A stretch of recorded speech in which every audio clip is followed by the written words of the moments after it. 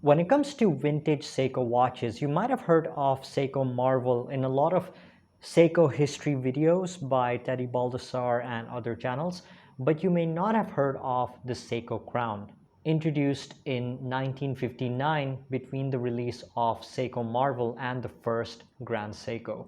Today we're going to be looking at this vintage Seiko Crown and just go over the history, specifications, and a general review of this timepiece. So let's go.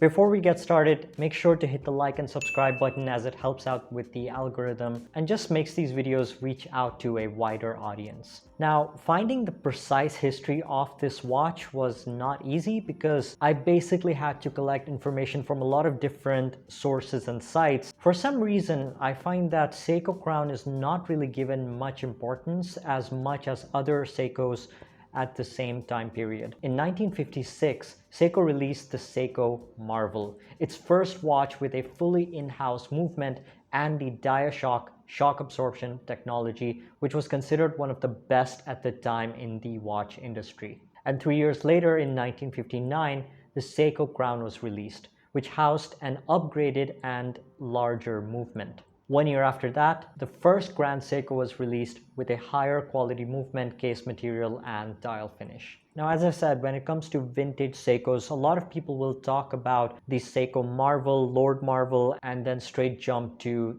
Grand Seiko. But in the 4 years between the first Marvel and the first Grand Seiko, there's this forgotten middle child, which was part of the evolution of improvement between the Marvel and the first Grand Seiko.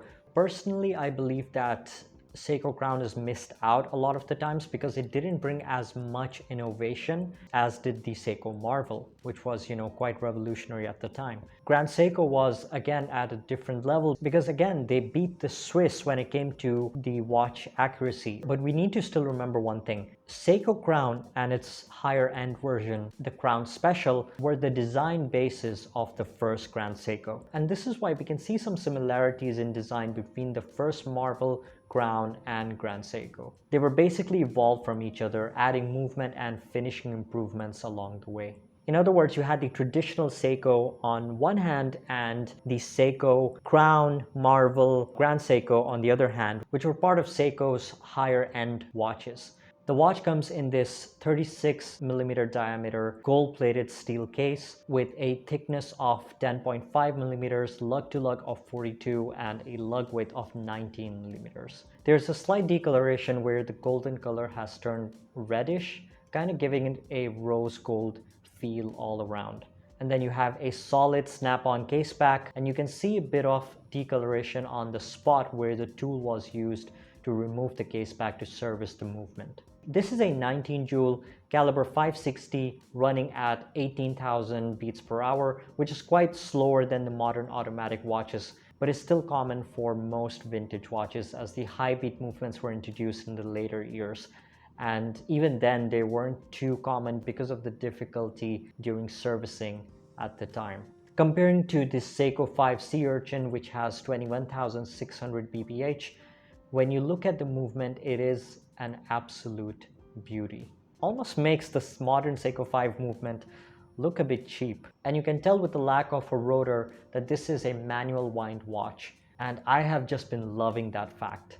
For those who don't know, both manual wind and automatic watches are part of mechanical movements, meaning that they don't run on battery like a quartz movement. An automatic watch starts to run based on your body movement. So once you've given it a good shake, it won't stop running for as long as you wear it. Whereas for a manual wind watch, you have to wind it manually until it's fully wound, and then it will run for a certain period of time. And then in a day or two, depending on the power reserve, you will need to repeat the process. The dial is handsomely patinaed, and this is quite desirable nowadays, even with modern watches. You can see examples in the Longines Heritage, the Tudor Black Bay. The aging process is done deliberately just to have that vintage look to modern watches. So having a dial that is naturally patinaed over time, that's quite special because in a way it tells you that the watch has lived a long life. There's no loom as this is a vintage dress watch. you have a domed acrylic crystal, which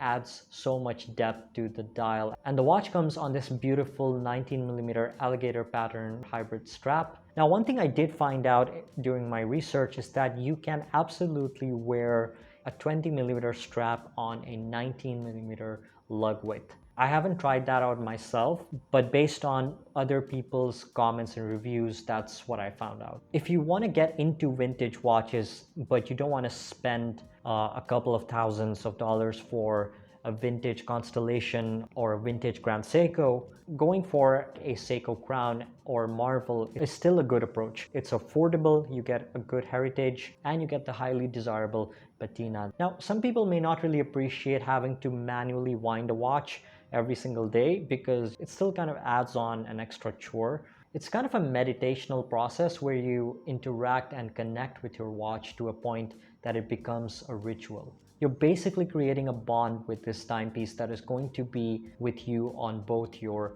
good and bad days. And trust me, if you're not into sentimentality, watch collecting may not be as enjoyable for you as for others. So I hope you guys enjoyed this video. Make sure to hit the like and subscribe. It really helps out. Thank you so much. And I will see you guys in the next one.